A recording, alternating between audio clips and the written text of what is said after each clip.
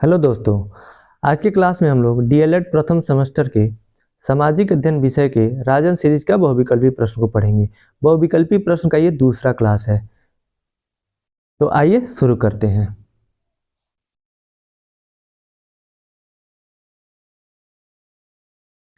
प्रश्न संख्या 75 है, मनुष्य ने सबसे पहले किस धातु का प्रयोग किया? तो इसका सही उत्तर है तांबा। तांबा का सबसे पहले प्रयोग किया।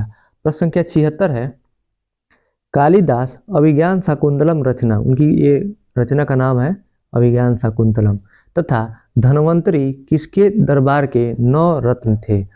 तो इसका ऑप्शन अ है चंद्रगुप्त प्रथम, ब है चंद्रगुप्त द्वितीय, स है स्कंदगुप्त और द है पृथ्वीराज चौहान। तो इसका सही उत्तर है ब चंद्रगुप्त द्वितीय।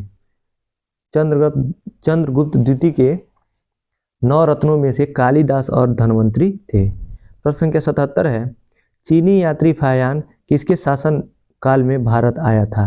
इसका ऑप्शन अ है चंद्रगुप्त, स्कंदगुप्त, ब है समुद्रगुप्त, स है चंद्रगुप्त द्वितीय और द है कुमारगुप्त। इसका सही आंसर है ब समुद्रगुप्त।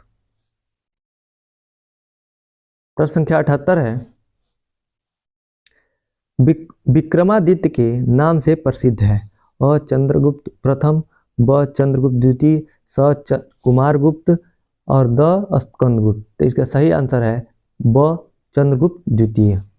प्रश्न संख्या 79 है, भारत का नेपोलियन कहते हैं? अ समुद्रगुप्त को, ब चंद्रगुप्त प्रथम, स चंद्रगुप्त द्वितीय या द स्कंदगुप्त। तो इसका सही उत्तर है अ समुद्रगुप्त को भारत का नेपोलियन कहते हैं। प्रश्न संख्या 80 है, गुप्त साम्राज्य का संस्थापक था? इसका सही उत्तर है अ श्रीगुप्त। प्रश्न संख्या 81 है, वेनसांग किसके शासनकाल में भारत आया? तो इसका सही उत्तर है अ हर्षवर्धन। हर्षवर्धन के शासनकाल में वेनसांग भारत आया था। प्रश्न संख्या 82 है, इंडिका पुस्तक के लेखक हैं? अ मेगास्थनीज। इसका सही उत्तर है अ मेगास्थनीज। प्रश्न संख्या 83 है, मेगास्थनीज किसके शासनकाल में भारत आया? इसका सही उत्तर है हो जाएगा अ चंद्रगुप्त मौर्य। प्रश्न संख्या 84 है, गुप्त राजवंश किस लिए प्रसिद्ध था?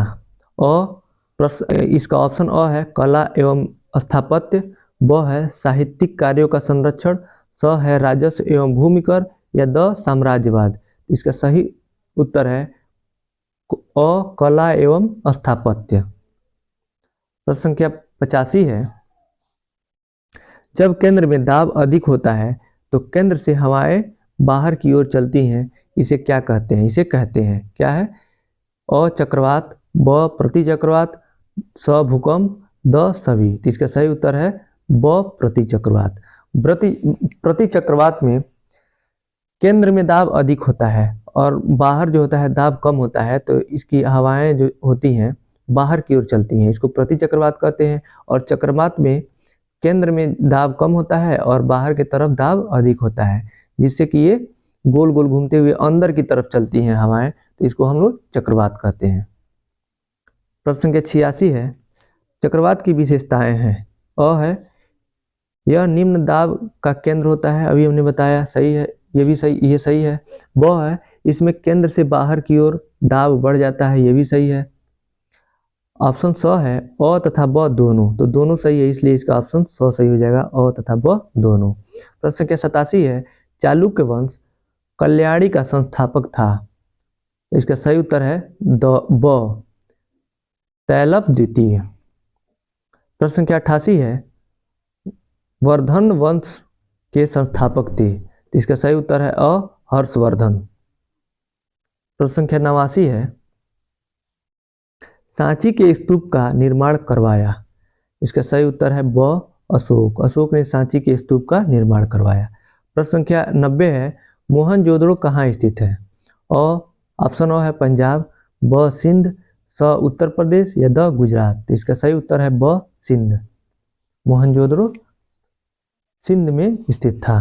प्रश्न संख्या 91 है, आदि मानव अपनी रक्षा के लिए जिन औजारों का प्रयोग करते थे वे बने होते थे? ऑप्शन अ है लोहे के, ब तांबे के, स पत्थर के और द लकड़ी के। तो इसका सही उत्तर है स पत्थर के। प्रश्न संख्या 92 है, निम्नलिखित में से कौन सा सामाजिक अध्ययन के अंतर्गत नहीं आता है? अ इतिहास, ब रसायन शास्त्र, स नागरिक शास्त्र और द भूगोल। तो इसका सही उत्तर है ब रसायन शास्त्र। रसायन शास्त्र को केमिस्ट्री भी कहते हैं, ये विज्ञान के अंतर्गत आता है। और इतिहास, नागरिक शास्त्र, भूगोल ये सामाजिक अध्ययन के अंतर्गत आता है। प्रश्न संख्या 93 है, हड़प्पा सभ्यता का सर्वाधिक मान्यता प्राप्त समय है। इसमें अलग अलग किताबों में इसका समय अलग अलग दिया रहता है, लेकिन सबसे ज़्यादा जो मान्यता दिया जाता है वो सही आंसर हो जाएगा 2500 ईसा पूर्व से 1750 ईसा पूर्व के बीच में हड़प्पा सभ्यता का काल माना जाता है।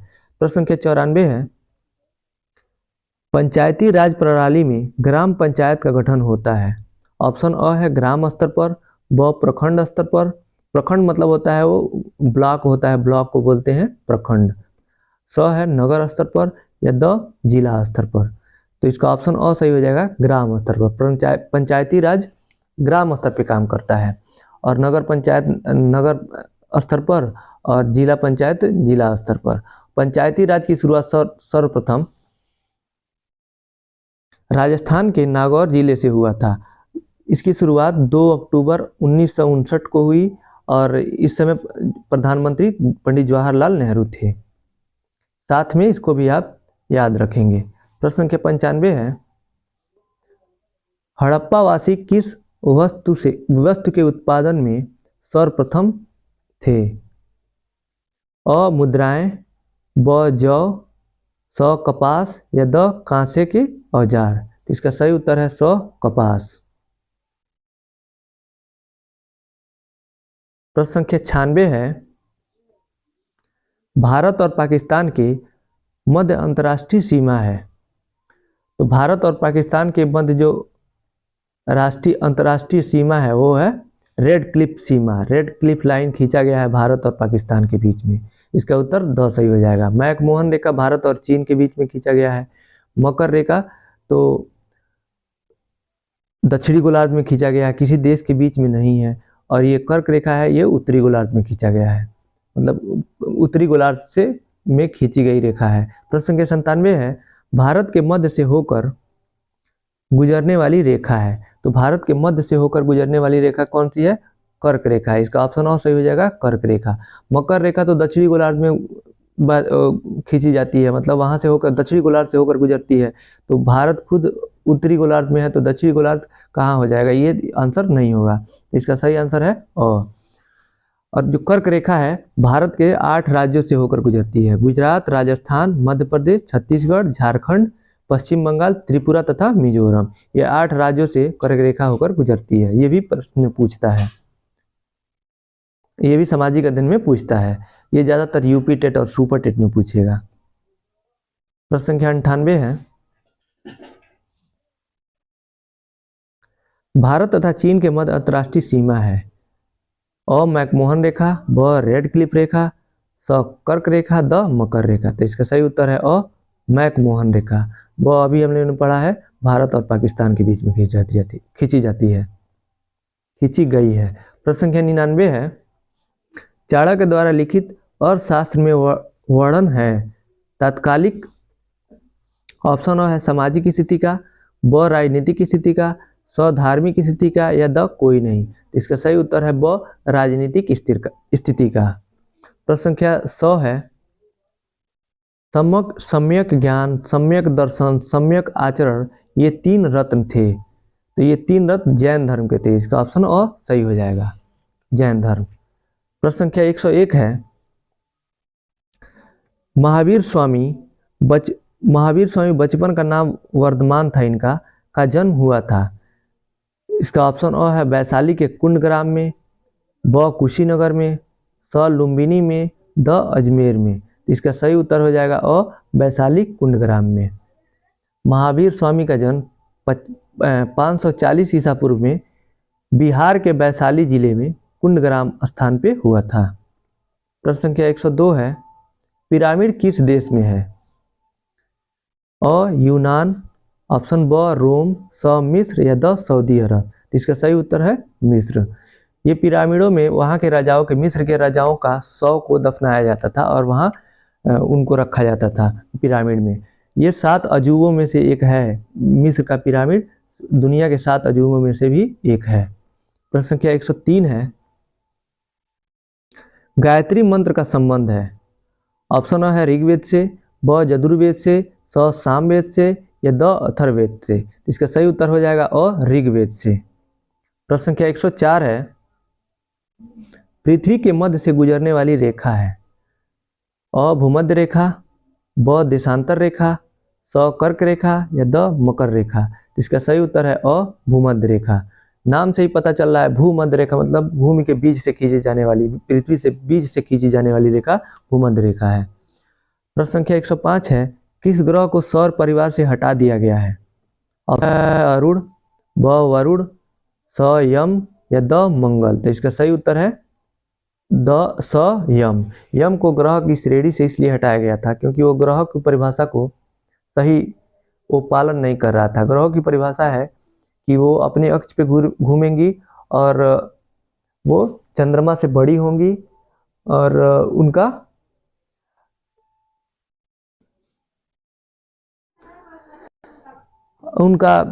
अपने अक्ष पे ही घूमेंगी, किसी दूसरे ग्रह के कक्ष को काटेंगी नहीं। जैसे कि ये सूर्य है, ये कोई ग्रह है, ये दूसरा ग्रह है, तीसरा ग्रह ये है मान लीजिए, तो ये किसी अक्ष को ऐसे नहीं काटेगा, ये काटेगा नहीं, वो अपने मार्ग पे ही घूमेगा।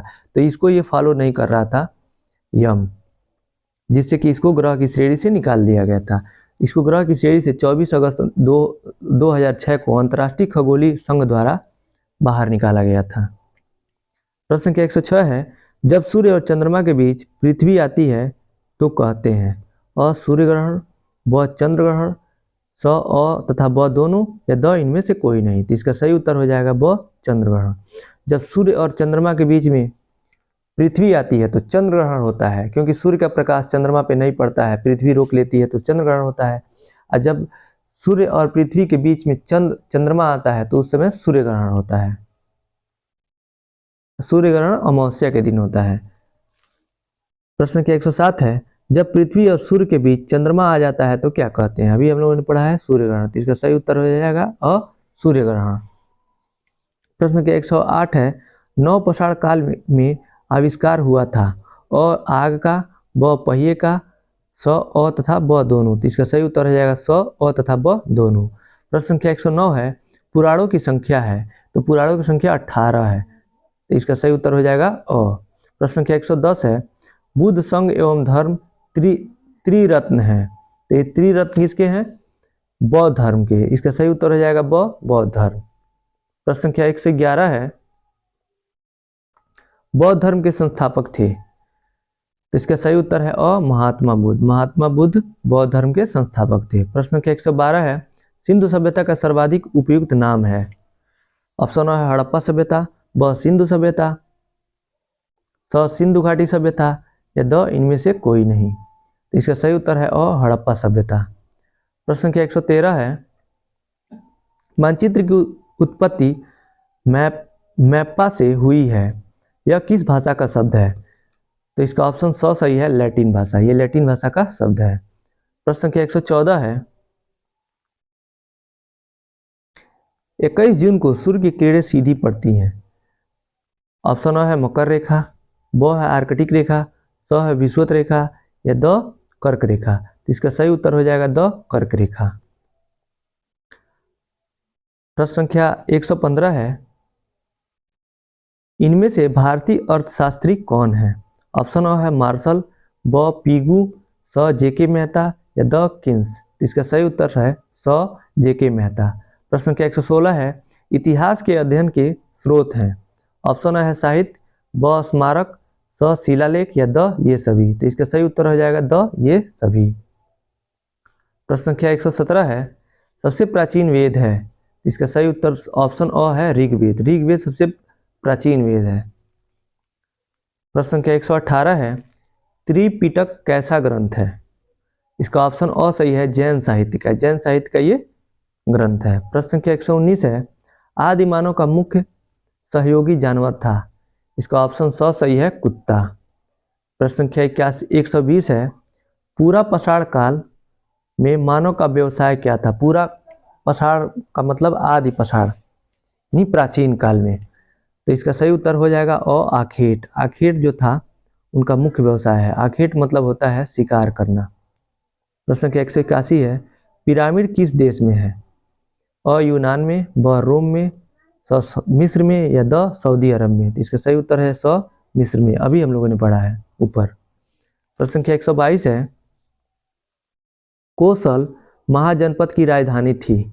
ऑप्शन है श्रावस्ती, ब वाराणसी, स चंपा, द कौशाम्बी। तो इसका सही उत्तर है श्रावस्ती।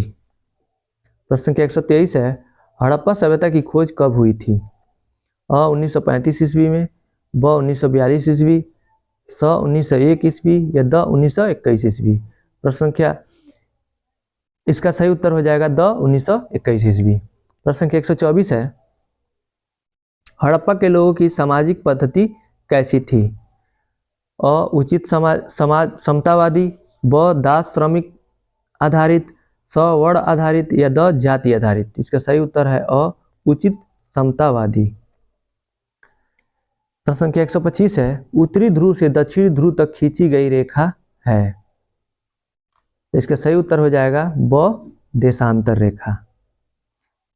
उत्तरी ध्रुव से, जैसे मान लीजिए ये पृथ्वी है तो ये हो जाएगा उत्तरी ध्रुव, ऊपर फिर से बनाते हैं इसको, यहाँ पे ये पृथ्वी है, ये ऊपर उत्तरी ध्रुव होता है, नीचे दक्षिणी ध्रुव। जो ऐसे रेखा खींची जाती हैं ये देशांतर रेखाएं होती हैं। जो ये ऐसे खींची जाती हैं पूर्व पश्चिम, ये अक्षांश रेखाएं होती हैं।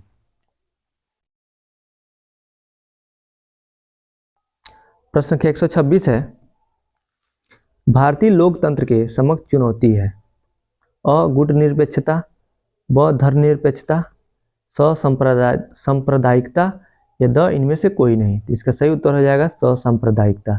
सांप्रदायिकता मतलब होता है कि अपने धर्म को बड़ा समझना, धर्म के आधार पे लोगों में भेद करना और अपने धर्म को बड़ा समझना अन्य धर्मों से, इसको सांप्रदायिकता है। ये भारतीय लोकतंत्र की सबसे बड़ी चुनौती है, परेशानी है लोकतंत्र को बनाए रखने में। प्रश्न संख्या 127 है, भारत में सबसे अधिक जनसंख्या वाला राज्य है? इसका सही उत्तर है द उत्तर प्रदेश।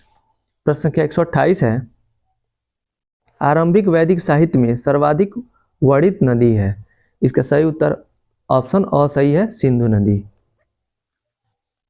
प्रश्न संख्या 129 है, सिंधु घाटी सभ्यता के लोगों का मुख्य व्यवसाय क्या था? इसका ऑप्शन द सही है, कृषि। प्रश्न संख्या 130 है, सिंधु सभ्यता में बृहद स्नानागार कहाँ पाया गया है? ऑप्शन है मोहनजोदड़ो में, जोदड़ो में। इसका सही उत्तर हो जाएगा मोहनजोदड़ो में। प्रश्न संख्या 131 है, हड़प्पा सभ्यता के अंतर्गत हल से जोते गए खेत का साक्ष्य कहाँ से मिला है? इसका ऑप्शन है रोपड़, ब लोथल, स कालीबंगा या द बड़ावली? इसका सही उत्तर है स कालीबंगा। प्रश्न संख्या 132 है, सैंधव सभ्यता की ईंटों का अलंकरण किस स्थान से मिलता है? अलंकरण मतलब होता है उस पर नक्काशी करना, उसका सजावट, उसकी सुंदरता। ऑप्शन है कालीबंगा, ब मोहनजोदड़ो, स है चनहुदड़ो, द है बड़ावली? इसका सही उत्तर है कालीबंगा। प्रश्न संख्या 133 है, ऑपरेशन फ्लड कार्यक्रम संबंधित है? ऑप्शन है बाढ़ रोकने से, ब कृषि वृद्धि से, स पानी संरक्षण से, द दुग्ध उत्पादन की वृद्धि से? इसका सही उत्तर ऑप्शन द हो जाएगा, दुग्ध उत्पादन की वृद्धि से ऑपरेशन फ्लड है, और कृषि में वृद्धि से इसको हरित क्रांति से संबंधित है। प्रश्न संख्या 134 है, गद्य और पद्य दोनों में रचित वेद है? इसका ऑप्शन स सही है, यजुर्वेद।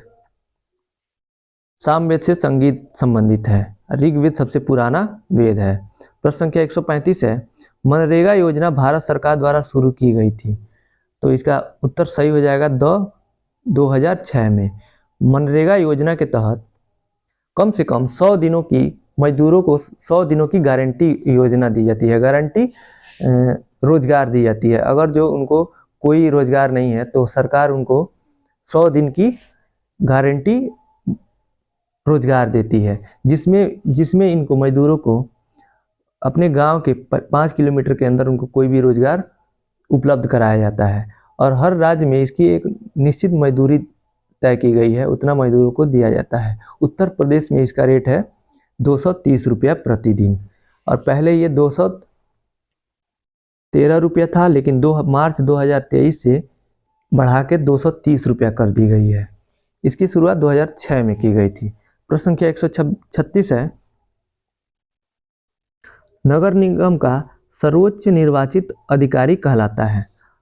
ऑप्शन अ है सदस्य, ब अध्यक्ष, स उपाध्यक्ष, द मेयर। तो इसका सही उत्तर हो जाएगा द मेयर।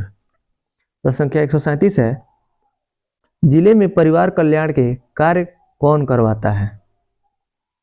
अ जिला न्यायाधीश, ब बेसिक शिक्षा अधिकारी, स मुख्य विकास अधिकारी या द मुख्य चिकित्सा अधिकारी। तो इसका सही उत्तर द है मुख्य चिकित्सा अधिकारी। प्रश्न संख्या 138 है, राजुक थे। इसका सही उत्तर हो जाएगा स मौर्य शासन में न्यायाधीश। राजुक मौर्य शासन में न्यायाधीश थे। प्रश्न संख्या 139 है, सांची का स्तूप स्थित है। सांची का स्तूप स्थित है अ उत्तर प्रदेश में, ब बिहार में, स मध्य प्रदेश में या द महाराष्ट्र में। इसका सही उत्तर है स मध्य प्रदेश में। तो इसी के साथ आज का ये क्लास समाप्त होता है और कल इसके आगे हम लोग बहुविकल्पी प्रश्न पढ़ेंगे और कल हम लोग का बहुविकल्पी जो प्रश्न होगा, ये श्रृंखला ये खत्म हो जाएगा। उसके बाद से हम लोग अति लघुत्तरी पढ़ना स्टार्ट करेंगे। तो आपको ये वीडियो कैसा लगा आप कमेंट बॉक्स में बताइएगा। अगर जो आपको अच्छा लगा तो वीडियो को लाइक कीजिए, अपने दोस्तों के साथ शेयर कीजिए और चैनल पे नए हैं तो चैनल को सब्सक्राइब कीजिए। इस वीडियो को देखने के लिए बहुत बहुत धन्यवाद दोस्तों।